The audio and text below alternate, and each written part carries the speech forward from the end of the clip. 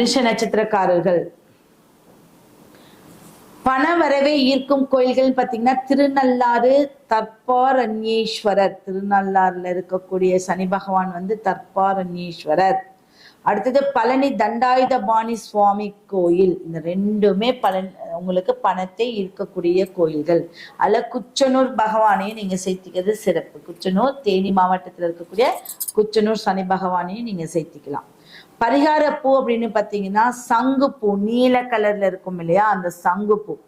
செம்பருத்தி சொன்ன மாதிரியே தான் சொல்றேன், சங்குப்பூக்கு மருத்துவ குணம் அதிகமாக இருக்கு.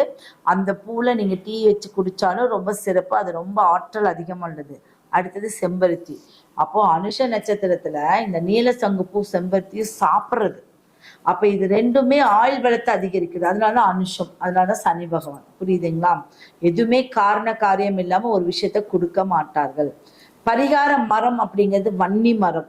வழிபடும் முறை அப்படிங்கிறது சனிக்கிழமை சனீஸ்வரருக்கு எள் எண்ணெய் தீபம். எள் தீபம்னா எள்ளை போட்டு எரிச்சு தீபம் இல்லை, எள் எண்ணெய் நல்லெண்ணெய் தீபம் ஏற்றவும்.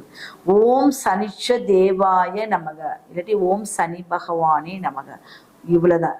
சரிங்களா? இல்லாட்டி ஓம் சூரிய புத்திராய நமக, இந்த மாதிரி ஏதாவது ஒரு மந்திரத்தை நீங்க சொல்லிட்டு வர்றது சிறப்பு. அது 11 முறை, 27 முறை, 108, 48 முறை சொல்லிட்டு வரலாம். கர்மா நீக்கும் பரிகாரமா பாத்தீங்கன்னா மாற்றுத்திறனாளிகள், உடல் ஊனமுற்றவர்களுக்கு உதவுவதும், காகங்களுக்கு எள் கலந்த சாதம் அப்பப்ப ஒரு அமாவாசைக்கெல்லாம் காகங்களுக்கு எள் கலந்த சாதமும், ஒரு மாற்றுத்திறனாளிக்கு எப்பாவது உங்களுடைய பிறந்த நாள், வெட்டிங் டே, உங்க குழந்தைகளுக்கு நல்ல நாள் வர்றது, அந்த டைம்ல ஏதாவது உதவி செய்து சிறப்பு. பண வரவு அதிகரிக்கக்கூடிய ஒரு பரிகாரமா பார்த்தீங்கன்னா கருப்பு உளுந்து தானம். அடுத்து சனிக்கிழமையில அன்னதானம். ஏதாவது ஒரு சனிக்கிழமையில, ஒவ்வொரு சனிக்கிழமையிலும் ஒருத்தருக்கு சாப்பாடு வாங்கி கொடுத்துருங்க.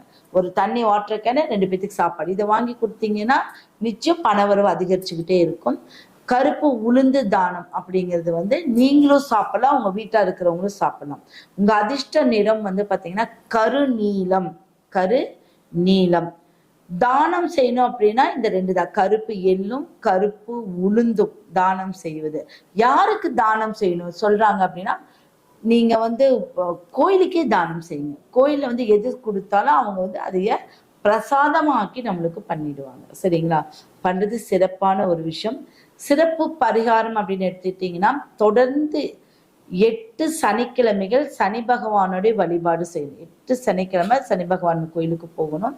சனி பகவானை வழிபட்டு 2 நெய் தீபம் ஏற்றிட்டு வந்தா நீண்ட நாள் தடைகள், ரொம்ப நாள் எனக்கு அந்த காரியமே நடக்கல, நீண்ட நாள் தடைகள், அடுத்தது உடல் சோர்வு, உடல் பலம் இல்லாமல் இருக்கு, இதெல்லாமே உங்களுக்கு சீக்கிரம் உங்களுக்கு அது வந்து வெளியே வந்துடுவீங்க.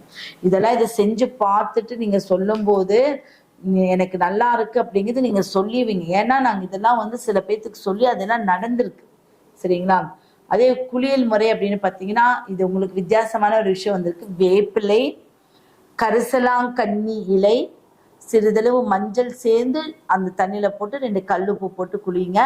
அது உங்களுக்கு நல்ல ஒரு ஆற்றல் தரும். புரிஞ்சா உங்களுக்கு அனுஷ நட்சத்திரக்காரர்களுக்கு? அடுத்தது கேட்டை.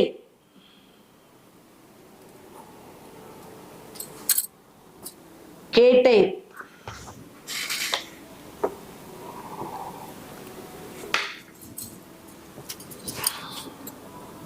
கேட்டை நட்சத்திரக்காரர்கள் எல்லாம் லைக் பண்ணிட்டு பாருங்க. உண்மையாவே இதெல்லாம் நல்லா யூஸ்ஃபுல்லா இருக்கும்.